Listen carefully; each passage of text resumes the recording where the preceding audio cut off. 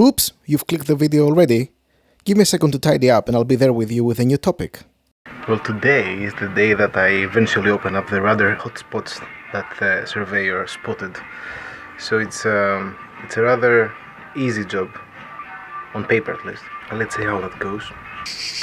The surveyor pointed out a couple of spots that are supposed to have delamination, probably some kind of osmosis, but I'm not sure if that's applicable. As I can see, there is nothing between the hood and the Coppercoat, so maybe it's just water was inside of it, but indeed it makes a different sound if you click here and different here. It feels I'm getting to the bottom of it, so I'll show you the easy side first.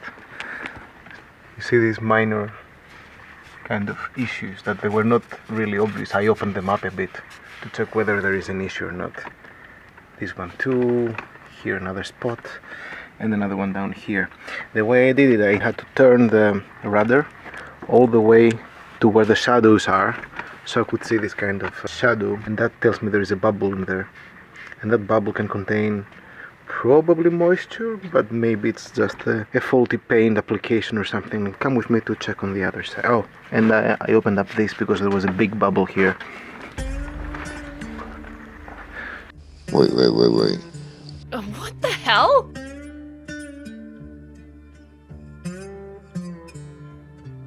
This side was the most affected, as you can see, and then another spot like that at the bottom here, so it feels like the bottom is a bit more vulnerable, and that's where the bubbles form. Let's keep on with the other side.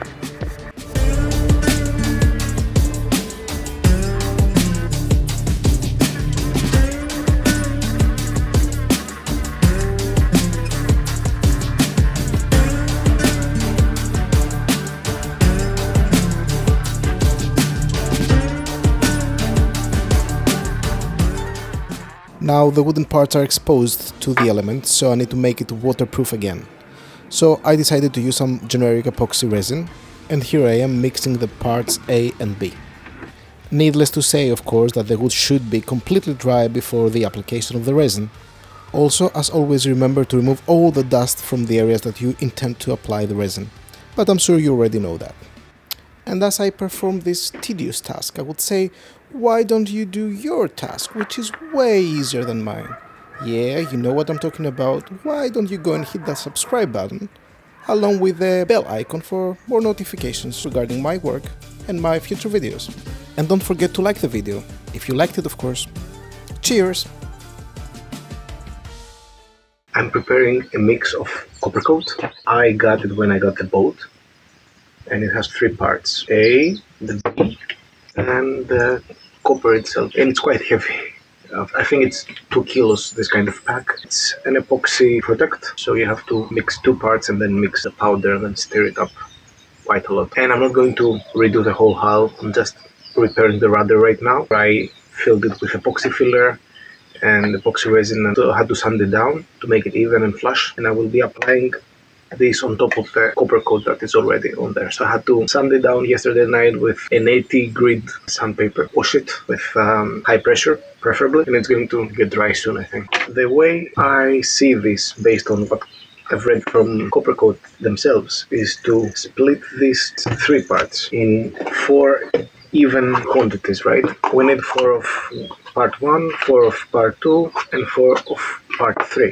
This way you can apply all these 4 layers that you are supposed to use. One primer kind of layer, prepare the surface without the copper itself, and then on top of that I will add 3 more layers with copper. The application is wet and tacky. By the time you can just touch the previous layer and you can see your fingerprints, but not sticking on your finger that much.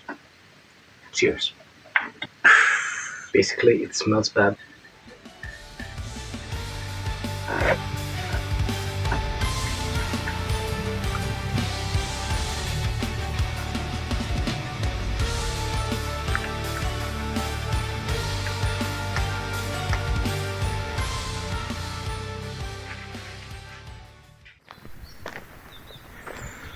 So this is how the rudder looks. I have to admit, it was not the best job I've ever done. I think I was missing the thinner. I thought it was not a requirement to use thinner, but apparently it was. And that's it for this video. Oh, alright then, I'll tell you more. So basically, I have removed the through hull.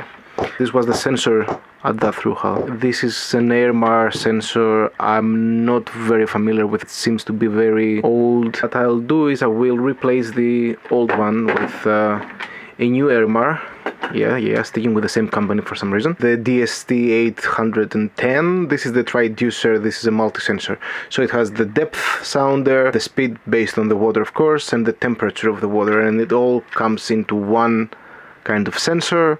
So it's way more convenient than installing 2 or 3 separate sensors. I mean, of course, temperature is just a luxury. I was quite lucky with the size of the old sensor because it's pretty much the same as this through hull. So I can fit this one easily. I just need to mount it on the boat, and that's done. I have the Raymarine Axiom 9 that's gonna go on the cockpit. This comes with an NMEA 2000. This is the kind of a dummy thing that goes in the place of the sensors whenever you haul out the boat or whenever you want to clean the sensor, because it can get a bit messy with all the growth. Just use this as a plug, couple of O-rings, instructions. So this is what I need before I start using Sikaflex. Yep.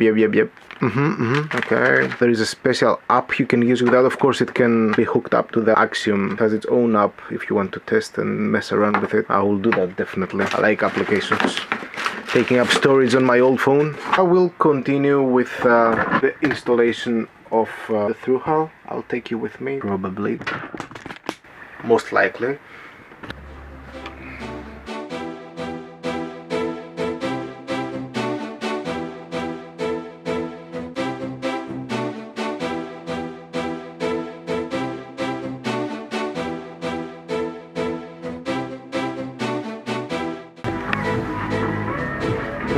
Well.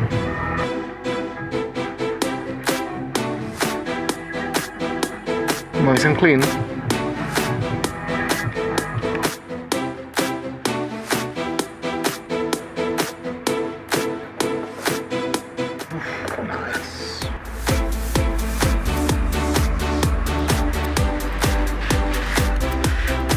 This valve thing that stops the water from coming in when you're plugging in this insert, and I don't want to break it while trying to clean it up.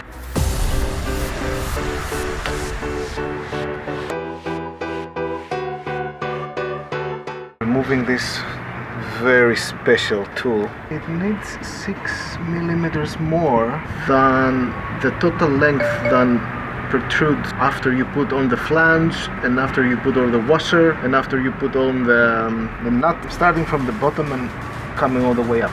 While you're inserting it, you have to twist it to make the sealant spread evenly.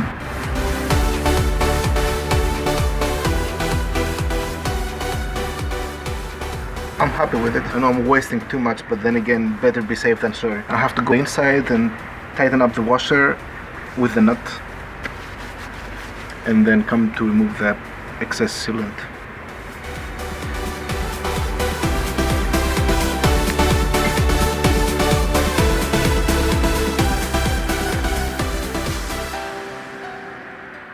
I forgot to hit the record button, but now it's clean, or kind of satisfyingly clean. I have to say that I'm happy with it. As soon as the boat doesn't sink, obviously, that's wood. There is wood. Phew. Okay, I can now go for that flight, and I'll see you in the next one. Until then, keep chasing your dreams, one horizon at a time. Go for it. Thanks for watching.